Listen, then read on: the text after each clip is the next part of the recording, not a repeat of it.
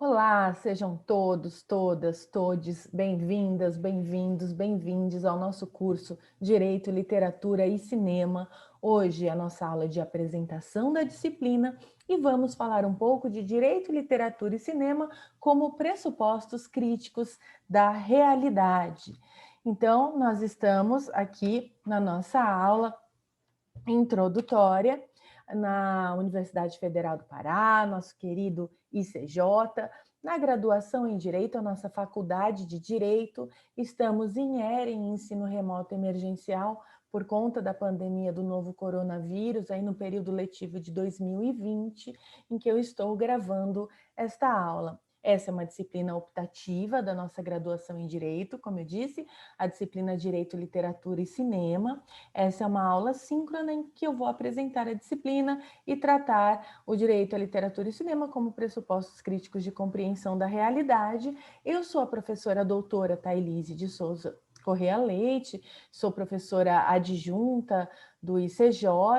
Para quem não me conhece ainda, está tendo contato comigo pela primeira vez, eu convido a pesquisar o meu currículo na plataforma Lattes, as minhas redes sociais, para se inteirar um pouquinho aí da minha formação, da minha inserção no meio jurídico, conhecer um pouquinho da minha trajetória. Então, essa disciplina é identificada aí como Direito, Literatura e Cinema, tem 34 horas de carga horária oficial, está no formato de ensino ERE-TIC, e eu sou a docente responsável neste período. Se quiserem entrar em contato comigo, desde já eu deixo aqui o meu e-mail institucional, que é tailizeleite, tudo junto, @ufpa.br. Para qualquer dúvida, qualquer questionamento, qualquer coisa que não tenha ficado muito clara, né, ou qualquer elogio, qualquer sugestão, por favor, entrem em contato comigo pelo e-mail, porque como nós sabemos, nós estamos com essa dificuldade de contato presencial por conta da pandemia.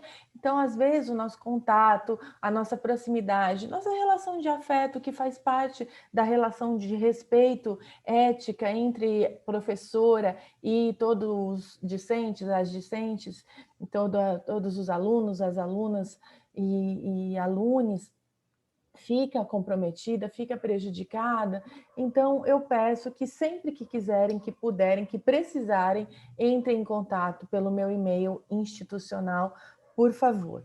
A ementa oficial da nossa disciplina é a abordagem crítica do direito, literatura e cinema, direito na literatura, interpretação cinematográfica dos direitos, direitos, democracia e hermenêutica, o método entre direito, literatura e cinema, o imaginário jurídico e a memória do direito. Os objetivos gerais estabelecidos são compreender os fundamentos teóricos da disciplina, para isso eu selecionei uma bibliografia básica, desenvolver as habilidades de leitura, escrita e oralidade, por isso nós temos uma carga horária aí significativa que vai ser preenchida por vários filmes indicados, claro, porque nós temos o cinema, mas também por indicação de literatura, de muita leitura, para desenvolver a habilidade de interpretação de texto, oralidade, porque há a possibilidade avaliativa de um vídeo que vocês gravam falando, desenvolvendo aí um discurso oral, e há a possibilidade de atividade avaliativa também por escrito,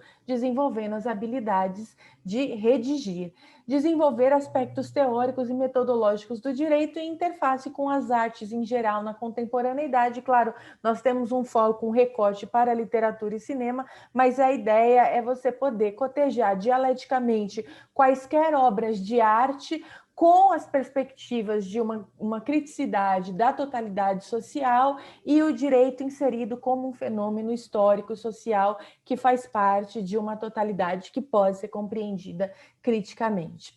Os objetivos específicos são explorar as relações, então, dialéticas entre direito, literatura e cinema, com o fito de explicitar os pressupostos críticos do fenômeno jurídico, claro, compreender o fenômeno jurídico como um fenômeno, como eu disse, social e histórico, não algo metafísico emanado a partir do mundo ideal, oportunizar pedagogicamente as peças audiovisuais que nós vamos indicar e também as obras literárias, como romances, para fomentar a reflexão reflexão crítica sobre o direito e a sociedade e demonstrar que a arte, em todas as suas modalidades e linguagens, contribui significativamente para a compreensão das diferencialidades humanas, para que nós tenhamos uma amplitude interdisciplinar, históricas, econômicas, sociais, culturais, geográficas e etc. Então, dentro da nossa ementa, dos nossos objetivos, da nossa proposta, eu elaborei um conteúdo programático que vai ser aplicado por mim nessa disciplina. Vocês sabem que a ementa é fixa, é institucional, e que cada docente elabora um conteúdo programático dentro dessa ementa, fazendo uma proposta de como pretende abordar essa disciplina. Porque direito, literatura e cinema há uma gama tão vasta de possibilidades de filmes e obras literárias que eu poderia trazer para um diálogo jurídico, há uma gama tão vasta de abordagens do fenômeno jurídico que eu poderia fazer, mas eu preferi separar por grandes áreas do direito e trazer indicações de filmes e de livros que podem ajudar na compreensão crítica dessas grandes demandas de áreas específicas do direito. Então, na unidade 1, que é essa unidade que nós estamos introduzindo, inclusive, com essa aula, nós vamos falar hoje, né, de direito, literatura e cinema como pressupostos críticos da realidade. Depois eu deixo um outro vídeo abordando direito e democracia, direito, totalitarismo e fascismo e teoria do direito e modelos de ética e justiça. Para a unidade 2, é a relação entre direito penal e processo penal com a literatura e o cinema, e aí o processo penal tratado na literatura, o sistema de justiça criminal e cinema, direito penal, literatura e cinema.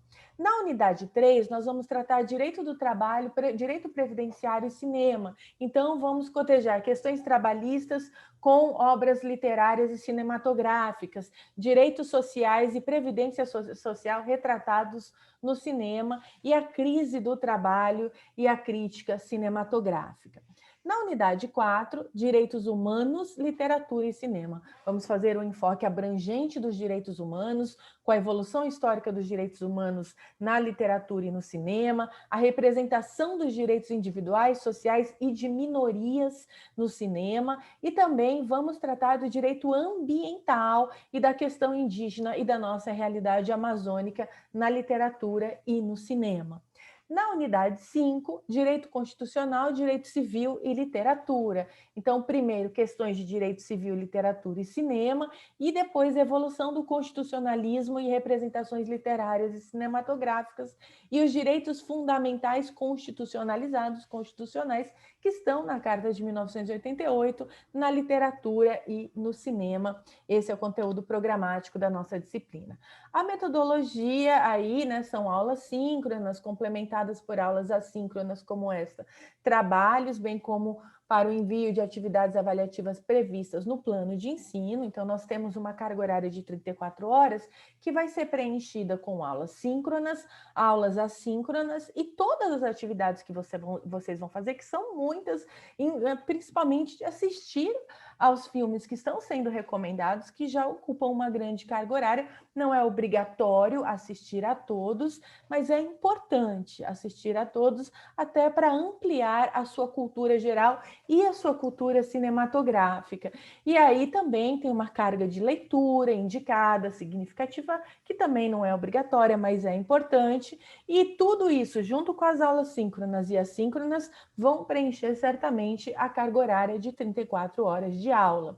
Os equipamentos necessários para você acompanhar essa disciplina são um computador ou um celular smartphone com acesso à internet, e quem tiver problemas de acesso, seja por falta de um dispositivo ou falta de acesso à internet, por favor, entre em contato comigo, preferencialmente via e-mail ou com a instituição, que nós daremos uma solução específica caso a caso. E aí nós vamos usar alguns programas que eu imagino que vocês tenham familiaridade, né? Então, toda a nossa aula, todas as atividades, as informações, as comunicações da nossa disciplina são feitas por mim na plataforma SIGA, no ambiente virtual oficial da Universidade Universidade Federal do Pará. Então, se precisarem falar comigo, me mandem um e-mail institucional. Não optem por outras vias. Eu convidei vocês a conhecerem as minhas redes sociais e se puderem me seguir aí e curtir as minhas redes sociais, ficarei muito feliz, mas ali não é uma via de comunicação formal e institucional. E a nossa relação aqui na disciplina é uma relação formal e institucional. Portanto, não me mandem mensagem em nenhuma rede social, inclusive o WhatsApp, para tratar de questões quaisquer da disciplina. Mandem sempre mensagem pelo e-mail institucional da UFPA ou usem os fóruns e os chats da disciplina na plataforma SIGA. Toda a comunicação que eu precisar fazer com vocês será toda pela plataforma SIGA. E já está a nossa disciplina toda postada. Sempre que eu tiver notícias, enquetes, atividades, materiais, eu posto lá. Nós já temos uma carga significativa de atividades que eu sugiro que você comece a desenvolver desde já lá na plataforma SIGA. Ali está montada a nossa disciplina, que é muito completa. Apesar das dificuldades que a pandemia impõe e essa relação de ensino remota, à distância, ser tão difícil afetivamente, emocionalmente para nós, do ponto de vista didático-pedagógico, eu tenho certeza que as ferramentas que nós temos vão conseguir suprir as dificuldades e superar os obstáculos. Eu tenho convicção de que preparei uma disciplina maravilhosa, muito bonita e muito completa para vocês, e que quem fizer todas as atividades propostas vai ter uma formação em Direito, Literatura e Cinema bastante ampliada e significativa. Então, eu vou precisar também que vocês acessem vídeos no YouTube e que procurem assistir aos filmes que não estão disponíveis no YouTube pelas vias convencionais, respeitando os direitos autorais, se for do seu interesse.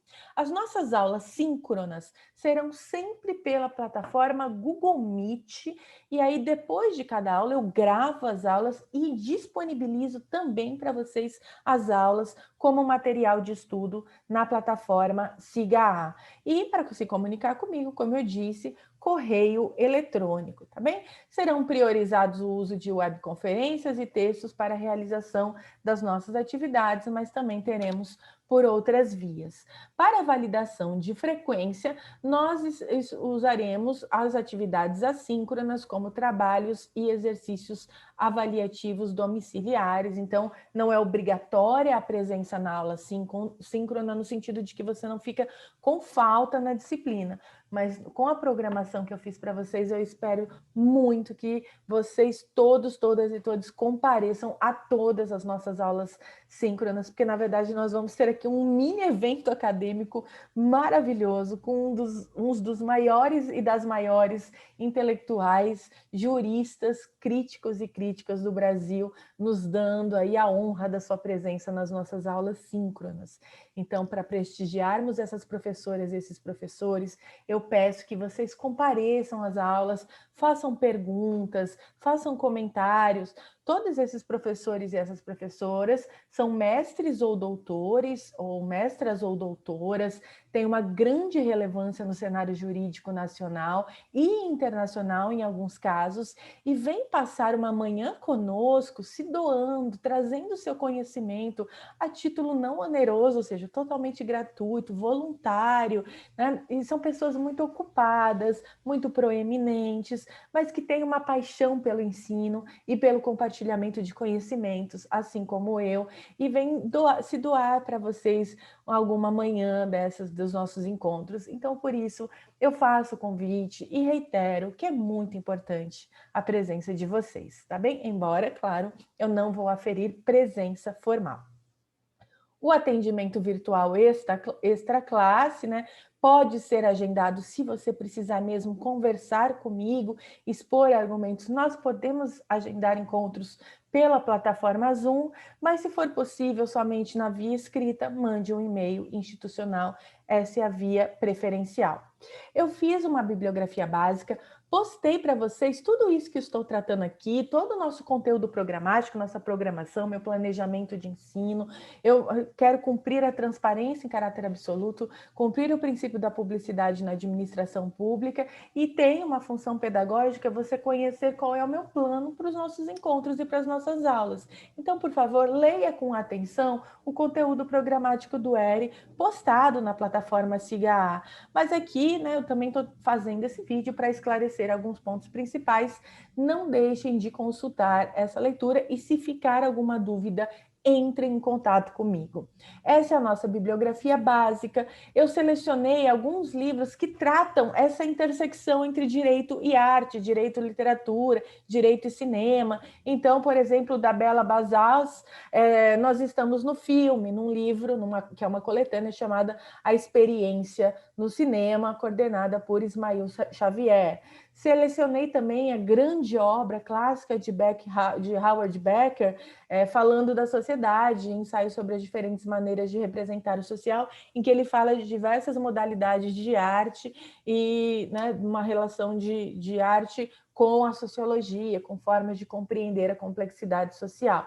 Júlio Cabreira, numa obra chamada O Cinema Pensa, uma introdução à filosofia através dos filmes, ou seja, compreensões filosóficas usando o cinema, e uma obra de coordenação coletiva também, chamada Criminologia e Cinema, narrativa sobre a violência, além da Mara Regina de Oliveira, com o Cinema e Filosofia do Direito em Diálogo, que é um e-book. São recomendações, não são leituras obrigatórias, mas esse é o assoalho teórico que permite a intersecção entre esses campos aí da produção humana e do saber, que são o direito, a literatura e o cinema.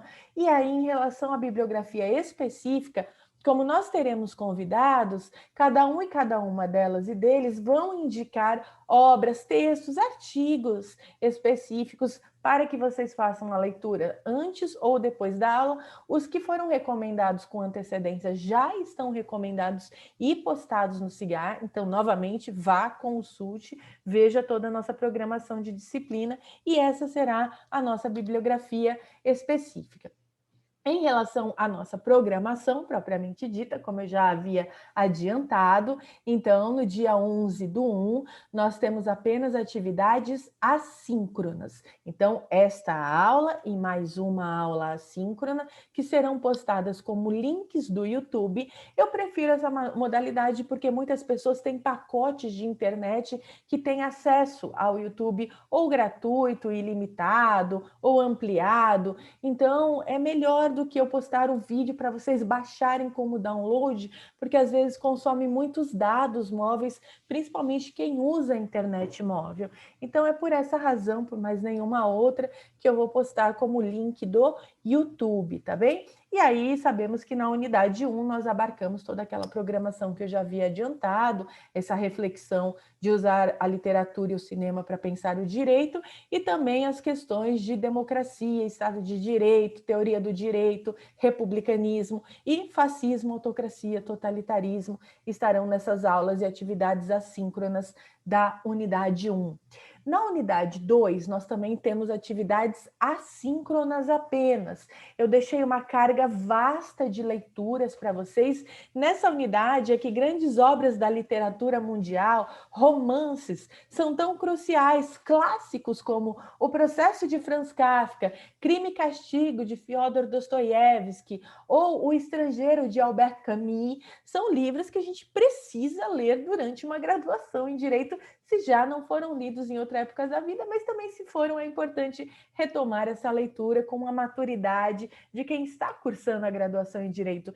Então, é crucial, é fundamental. Eu li pela primeira vez, por exemplo, O Estrangeiro, de Albert Camus, na graduação. Me apaixonei por esse livro e ao longo da minha vida tenho lido muitas vezes, acho que perdi a conta de quantas vezes eu já reli essa obra, de tão complexa e importante que ela é. Então, eu recomendo veementemente. Mudou mudou a minha vida ler este livro, por exemplo, e O Crime e Castigo, do Dostoiévski, é o meu livro preferido de todos os tempos.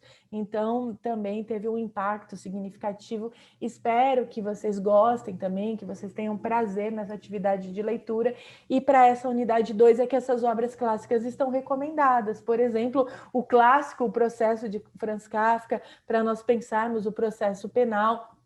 E também eu postei uma série de filmes e de documentários, com destaque para os documentários Justiça e Juízo, também O Aborto dos Outros, que são documentários brasileiros sobre o nosso sistema de justiça criminal, que são impactantes e são cruciais para que vocês tenham essa experiência aí nas nossas aulas.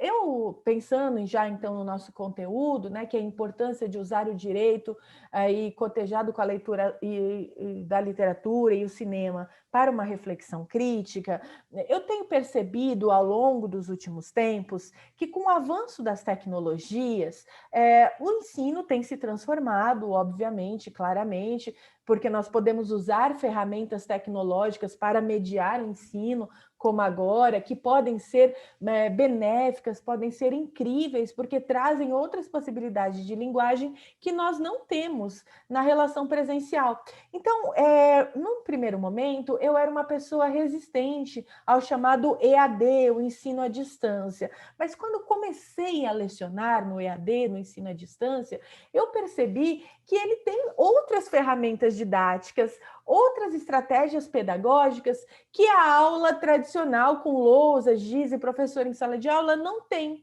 Então, uma quantidade de ferramentas acaba, e a sua ausência acaba compensando a outra. Na sala de aula presencial, eu tenho a minha presença física, então eu posso interagir com vocês e me comunicar até pela minha forma de me colocar corporalmente, da minha linguagem corporal, da entonação da minha voz, de proximidade aí, né, de estabelecer relações de amizade ou relações de respeito entre nós, né, relações de deferência, que eu acho que é o tratamento adequado que o alunato deve ter em relação a qualquer docente. Então, isso também constitui um vínculo pedagógico importante para a formação, e nós temos outras estratégias de ir falando, anotando no quadro, aí me aproximar de vocês, fazer perguntas, interação, todo mundo poder debater temas acaloradamente, né? E nós temos diálogos aí profícuos, democráticos em sala de aula. Então, nós temos essas ferramentas mesmo, fora a amizade e o companheirismo que vocês criam entre si, que também faz parte da aprendizagem. A escola é um lugar de convivência também. Nós adquirimos competências cognitivas, de informação, mas também de formação humana, social, relacional, inteligência emocional. Então, tudo isso é importante. De fato, né, o ensino remoto não substitui a sala de aula e nunca deve substituir, e eu sou uma das pessoas que sou contra a substituição 100% completa. Mas, por outro lado, o ensino à distância tem essas tecnologias, tem lousas tecnológicas, tem essas outras ferramentas. No Cigar, por exemplo, a quantidade de links que eu posso postar para vocês, remetendo a páginas da web, é muito importante, que não necessariamente a gente poderia ter em sala de aula, e às vezes não dá tempo de eu passar um filme em sala de aula e depois discutir. Se você pode assistir e ao mesmo tempo assistir a aula logo num vídeo subsequente, você faz o seu tempo, administra o seu tempo. Eu acho que nós temos ganhos com a tecnologia, se ela for bem administrada e se ela não substituir 100% o ensino. É que agora nós estamos numa situação emergencial, mas quando ela passar, e vai passar, nós esperamos por isso, nós podemos cotejar ambas e todas as formas de estratégias didático-pedagógicas para que nós possamos fazer esse trajeto conjunto que é o conhecimento.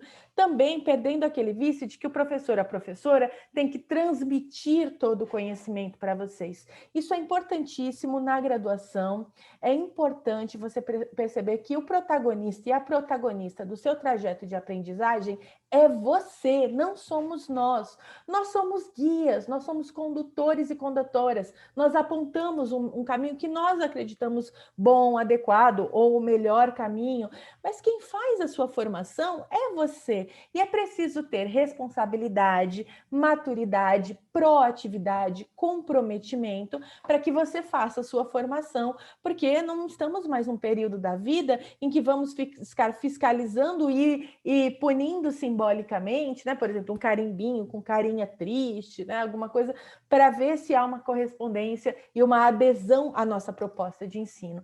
Então, é claro, tem que partir de cada uma e cada uma de vocês, e aí o nível de adesão, por exemplo, quantos filmes você vai assistir ou textos vai ler, quem vai controlar é você, eu não tenho controle sobre isso. Eu faço a proposta que eu tenho convicção que é a melhor, eu tenho certeza, eu estou oferecendo o melhor em que eu acredito para vocês. Se você puder aí cumprir toda a proposta, eu tenho certeza que a sua formação será maravilhosa, será plena. Quanto mais você cumprir a sua proposta, melhor, a minha proposta, melhor será a sua formação. Mas tudo depende de você. Você pode não cumprir, né? Por exemplo, não assistir a nenhum filme, não ler a nenhum texto e só fazer a atividade final, ou pode até só entrar num grupo e nem participar direito da atividade final. Eu também não tenho como controlar isso. A atividade vai ser em grupo.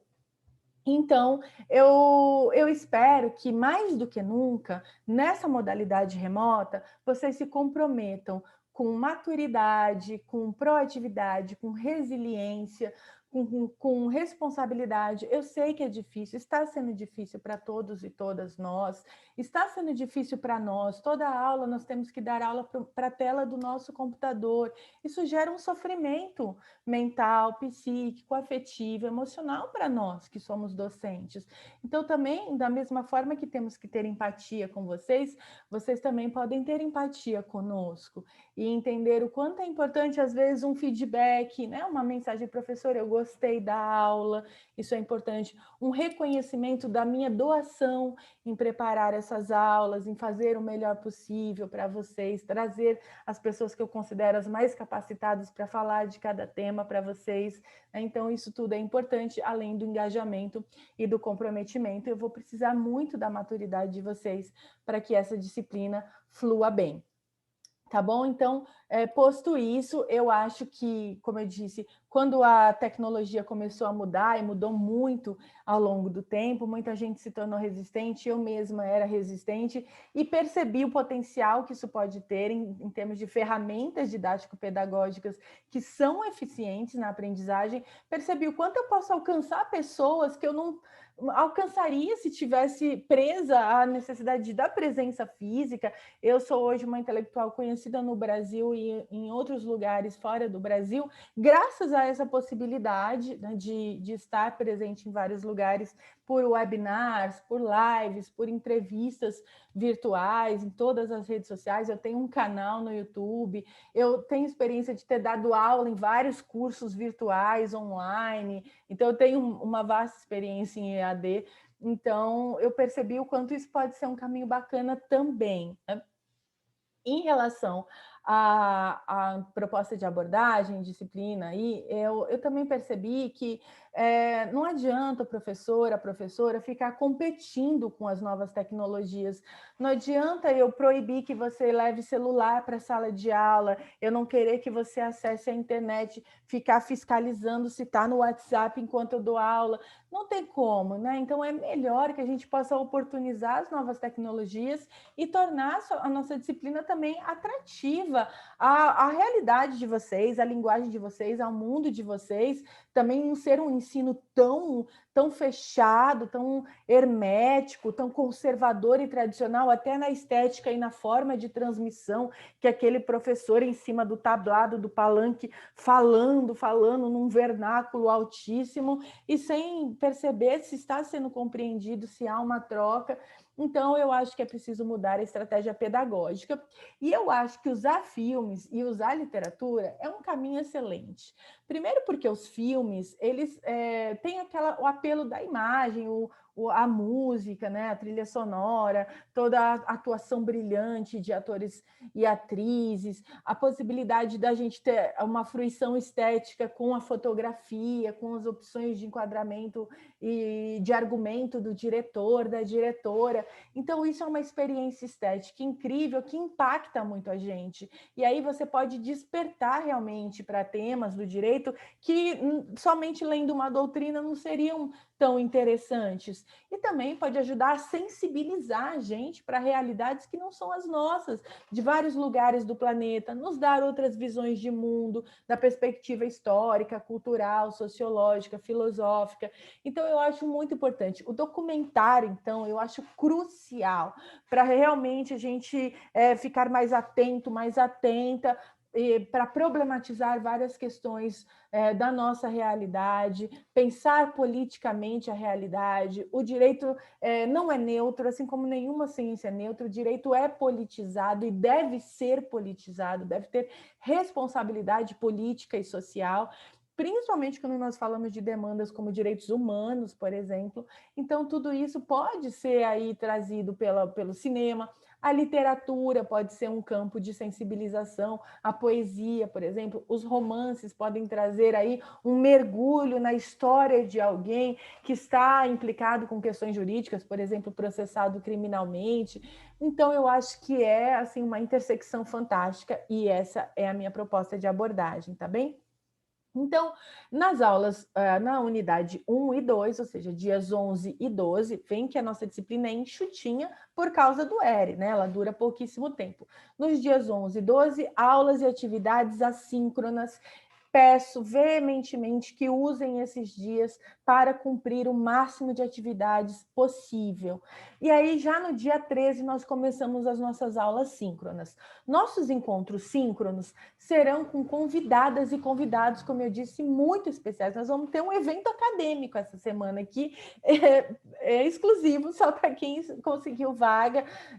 Eu tive mais que o dobro de pedido de inscrições nessa disciplina, fiquei muito feliz. Quem não pode fazer agora vai fazer no futuro, mas essa oportunidade que a pandemia acaba também dando para a gente, por outro lado, de termos essas professoras e esses professores conosco aqui também é especial, e eu optei por ter algum ganho, já que nós temos tantas perdas nesses períodos tão difíceis de pandemia, que é trazer essas pessoas incríveis para falar um pouquinho com vocês. Então, acho que vocês vão gostar muito. Então, para a unidade 3, que vai tratar de direito do trabalho e previdenciário, eu trouxe, né, estarão conosco o professor doutor Camilo Onoda Caldas e a professora doutora Júlia Lenz e Silva, que são ícones no direito do trabalho, no direito previdenciário e também no pensamento jurídico crítico, na teoria materialista para a compreensão do direito, da totalidade de reprodução social. Acho que vocês vão gostar muito. E ela e ele deixaram indicações de filmes que eu já postei lá para vocês, tá bom? Também, então, depois na unidade 4, que nós vamos falar de direitos humanos, de minorias, então de questão de gênero, de mulheres, população LGBTQIA+, de racismo e racialização das relações. Vamos falar de questão indígena no Brasil, de questão amazônica, de direito ambiental. Então, para essa abordagem, para a evolução histórica dos direitos humanos também, eu convidei o professor doutor Luiz Ismael Pereira e o professor mestre Mozart Augusto Mariano Machado, que são também aí ícones e grandes pessoas sensíveis para pensar esses temas, que também deixaram suas sugestões de filmes. Eles deixaram muita coisa, o professor Camilo também deixou muita coisa. Então, como eu falei, né, você vai assistir o que der, o que interessar, o que quiser, e comparecer à aula para prestigiar esses e essas maravilhosas e maravilhosos palestrantes que estarão conosco.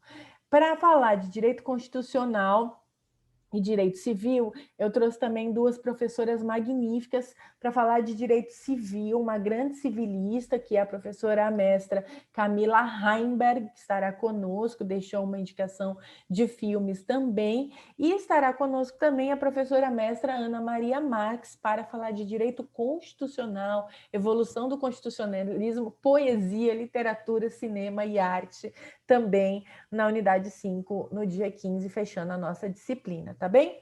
E aí eu dei 10 dias, bastante tempo, para o envio da atividade avaliativa. O envio deve ser preferencialmente pelo SIGA-A, porque ali nós temos uma institucionalidade, então esse é o primeiro motivo. Você consegue provar que me enviou, porque está ali enviado na instituição, no site oficial da UFPA, é muito importante, nós que somos do direito termos rigor, cumprimento de prazo, formalidades e institucionalidade. Então, é melhor enviar pela plataforma SIGA e também porque ali eu tenho maior controle de quem enviou e de quem está devendo a atividade. Se todo mundo mandar tudo pelo meu e-mail, se mistura com e-mails de outros assuntos, eu recebo muitos, e pode ser que eu deixe passar algum, eu sou um ser humano, então vai que eu não vejo, falo que você não entregou e você entregou, então é melhor postar no SIGA, tá bom? Agora, se no dia que foi postar, a sua internet caiu, o sistema caiu, não conseguiu, não teve acesso ao sistema,